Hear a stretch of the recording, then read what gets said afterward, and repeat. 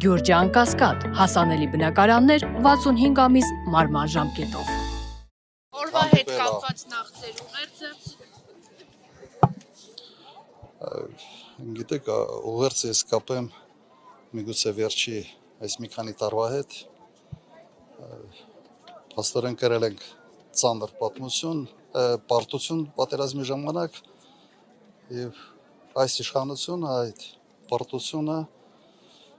անընդհատ շարունակաբար մի process է վերածել։ Անընդհատ շարունակաբար։ Ավելի քան 4 տարի մենք գտնվում ենք այդ շրջանում։ Անընդհատ ինչ որ բան զիջել, բան տալ, բանից հրաժարվել, ուղղակի մաշեցնող մի երևույթ է մեր ժողովրդի համար։ Իսկապես շատ ծանր եւ մաշեցնող։ Եվ միգուցե նաեւ այս ֆոնի վրա ցեղասպանության ուրացումը շատ ավելի ծանր ընկալում է ստանում շատ-շատերի մոտ։ Պարոն Քոչարյան, երեք Արթուր Հովհաննիսյան ազգային ժողովում ճապասույցների ժամանակ ցեղասպանությանն եմ անդրադառնում։ Ասեց մոտիկ չգաք ցեղասպանության թեմային ու չփորձեք դիվիդենտներ շահել։ Մեր արձագանքը, այսինքն իրենց արձագանքը շատ խիստ է լինելու։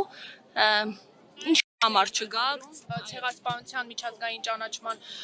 հարցը օրակարգից դուրս բերելու, ինչպես նաև սակարկման համար։ Լուրջ, ես պիտի այդ հիմարությունը բարձաբանեմ։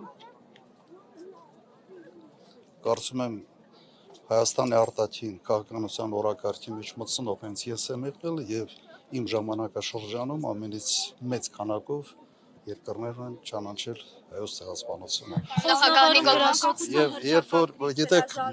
մարդիկ, որոնք ուղղակի մատին չեն դրել այս հարցերի համար, կստացվի իշխանությունների մոտ նաեւ այս կարմիր գիծը անցնել։ Ընդհանրապես եւ այդ ուղղությամբ ջանքերը եւ ընդհանրապես ցեղասպանության ուրացումը բերելու է նրան, որ ուրանալու են մարդիկ, ովքեր փորձում են դա անել։ Իրենք են մոռացվելու մեր ժողովրդի կողմից։ Նախագահ Նիկոլ Փաշինյանը դատապարտել է Հանրապետության հրապարակում Ադրբեջանի եւ Թուրքիայի դրոշներն այրելը եւ դա սադրիչ քայլ է համարում։ Ինչպես է գնահատում այդ արձագանքը։ Ես ձեզ հիշեցնեմ 15 թվականին, երբ Ռուսաստանի դեսպանատան մոտ Ռուսաստանի դրոշն էին փորձում վառել, հետո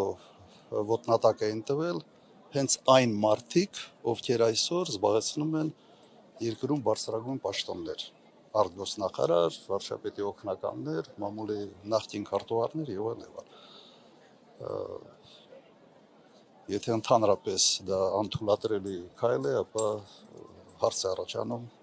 կրկնակի ստանդարտները Ռուսաստանի նկատմամբ եւ Թուրքիայի նկատմամբ կիրառել են թե ոչ։ Ուղղակի ամոթ է այդ թեմայի շուրջ ընդհանրապես իրենք գոնե իրավունք չունեն խոսալու։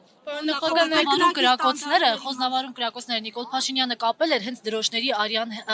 այրման հետ։ Այդ կրակոցները թշնամու են։ Մեկ ամիսա պատրաստվում են, հա, այդ որ դրոշերը պիտի այրվեն եւ մեկ ամիս նախապատրաստական կրակոցներ էին, հա։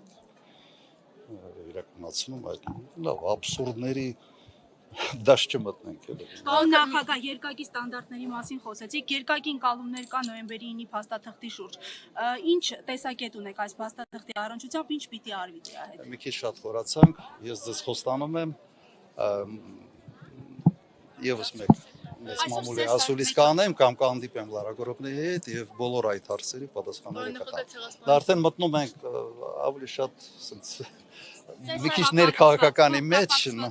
այո, ճիշտ է, ասում փոխկապակցված են, բայց չեմ կարծում, որ սա այնտեղն է, որտեղ ուղղակի ոտի վրա պետք է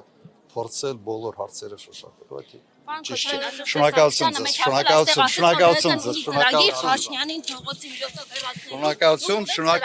շնորհակալություն։